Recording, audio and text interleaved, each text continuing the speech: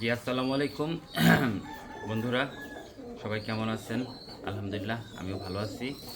তো আজকে ব্রিডিং রুমে ঢুকলাম, ভাবলাম আপনাদের সাথে একটা ইনফরমেশন শেয়ার করি।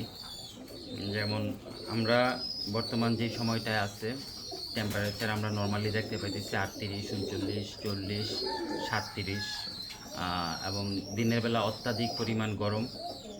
তো এখন ব্রিডার কবুতরের যে যত্নটা, আবার ব্রিডার কবুতরে আমরা এই গরমের মধ্যে যে সমস্যাগুলো ফেস করি, এগুলো নিয়ে আজকে আলোচনা করব। সর্বপ্রথম আমরা যে জিনিসটা দেখি যে ব্রিডার কবুতর দুপুরবেলায় বা বিকেলবেলা অনেকের ঘরেই কবুতরগুলা যখন খাবার খাচ্ছে, খাবারগুলা বদহজম হচ্ছে, কবুতর বমি করতেছে। তো এই সমস্যাটা অনেকেরই দেখা যায়। তো এটারই চেষ্টা করব, এটার যে প্রতিকারটা আছে এটা নিয়ে আলোচনা করার জন্য। মূলত হচ্ছে আমরা যে ব্রিডার কবুতরের খাবারগুলা দেই, এই অতিরিক্ত গরমের মধ্যে আমাদের চেষ্টা করতে হবে ডাবলি এবং ভুট্টা ভাঙ্গা, এই দুইটার পরিমাণটা একটু কমাই দেওয়ার জন্য। কারণ ভুট্টা ভাঙ্গাটা কবুতরের গ্যাস তৈরির জন্য একটা মানে বিশাল বড় মাধ্যম। কবুতরের হজম শক্তিটা ভুট্টা ভাঙ্গাটা অনেক মানে হজমটা অনেক দেরিতে করে। আর ডাবলিটা কবুতরের টয়লেটটাকে পাতলা করে ফেলে। তো এই দুইটা জিনিস একটু কম দেওয়াটাই আমার মনে হয়, বা আমি প্রতি গরমের মধ্যে এই কাজটাই করি। তাই আমার অভিজ্ঞতাটা আমি আপনাদেরকে শেয়ার করলাম। আর করণীয়টা নিয়ে আমি এখন আলোচনা করব।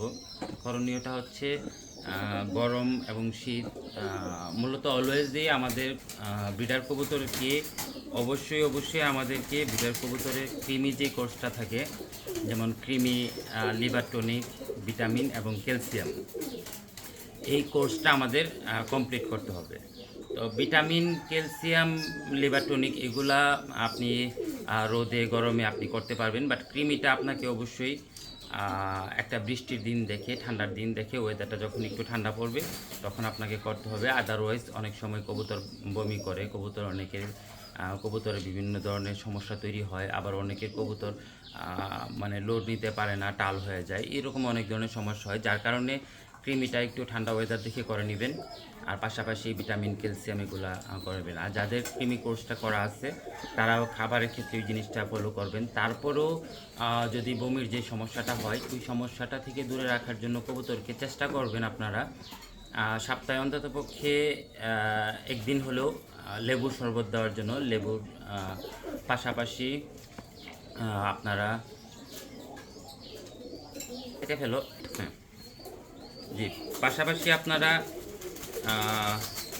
অ্যালোভেরা, অ্যালোভেরা যে গাছটা আছে, এই অ্যালোভেরা আপনারা পানির মধ্যে দিয়ে ব্যবহার করতে পারেন। তখন কবুতরের বডি, প্যাট অনেক ঠান্ডা থাকবে।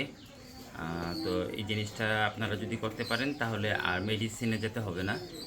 আর যদি দেখেন যে না আপনার কবুতর বমি করতেছে, ওইটার ক্ষেত্রেও আপনার যদি ইনস্ট্যান্ট যদি চিন্তা ভাবনা করেন, তাহলে আপনারা বাজারে মানুষের যে ফার্মেসি আছে, এই ফার্মেসি থেকে বেবি জিঙ্ক নিতে পারেন। অর্নিট, বেবি জিঙ্ক এবং ননেহাল, এই তিনটার কম্বিনেশন দিয়ে 1 লিটার পানিতে একটা অর্নিট, 2টা বেবি জিঙ্ক এবং ননেহাল, ননেহাল দিতে পারেন। এখানে যে যে মুখাটা থাকবে, এই মুখা দিয়ে আপনারা 2 মুখা বা 3 মুখা ননেহাল দিতে পারেন। দিয়ে 1 লিটার পানিতে দিয়ে কবুতরকে খাওয়ান। ইনশাল্লাহ 1-2 বার দেওয়ার পরে কবুতরের বমি টমি বা আদার যে ঝামেলাগুলো আছে, বদহজম, এগুলো চলে যাবে। পাশাপাশি কবুতরের যে পাতলা টয়লেট করাটা, অনেক সময় দেখা যায় কি ডায়রিয়া যে সমস্যাটা, এগুলো হয়, ফুড পয়জন হয় কবুতরের। তো ফুড পয়জন হলে কবুতরটা হয়তো বা 1 দিন 2 দিনের মধ্যে কবুতরটা আমাদের শখের কবুতরটা দেখা যায় 2 দিনের মধ্যেই কবুতরটা অনেক উইক হয়ে যায়। তখন এই কবুতরটাকে বাঁচানোটা অনেক টাফ হয়ে যায় আমাদের জন্য। তো ওই ফুড পয়জিংয়ের জন্য খাবারগুলোকে ফ্রেশ খাবার দেওয়া কবুতরের এই গরমের মধ্যে অবশ্যই সবার খেয়াল রাখতে হবে এই ব্যাপারটায়। যেন খাবারের মধ্যে যেন কোনো রকম কোনো ঝামেলা না হয়। রোদে শুকিয়ে সুন্দরভাবে খাবারটা আপনারা মেক করে নেবেন। তার পরবর্তীতে যখন পাতলা টয়লেট করবে, পাতলা টয়লেট করলে আপনারা অ্যামোডিসটা ব্যবহার করতে পারেন, অথবা ফিলমেট ব্যবহার করতে পারেন। 1 লিটারে 1 ml দিয়ে আপনারা ব্যবহার করতে পারেন, তাহলে আর সমস্যাটা হবে না।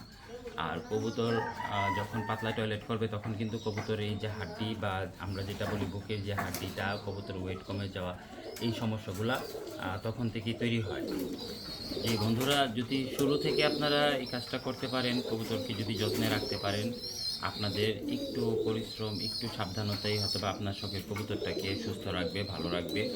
তো যাই হোক, আমি ভিডিওটা অনেক লম্বা হয়ে যাচ্ছে। আমি পরের পর্বে যখন কবুতরের হাড্ডি এবং তার যে শরীরে ওয়েট কমে যাওয়া, তখন তার থেকে করণীয়টা নিয়ে আমি আলোচনা করব ইনশাল্লাহ। আমি চেষ্টা করব আমি যেভাবে কবুতরকে রিকভারি করে নিয়ে আসি ওইভাবে ওই পদ্ধতিটা আপনাদেরকে জানানোর জন্য।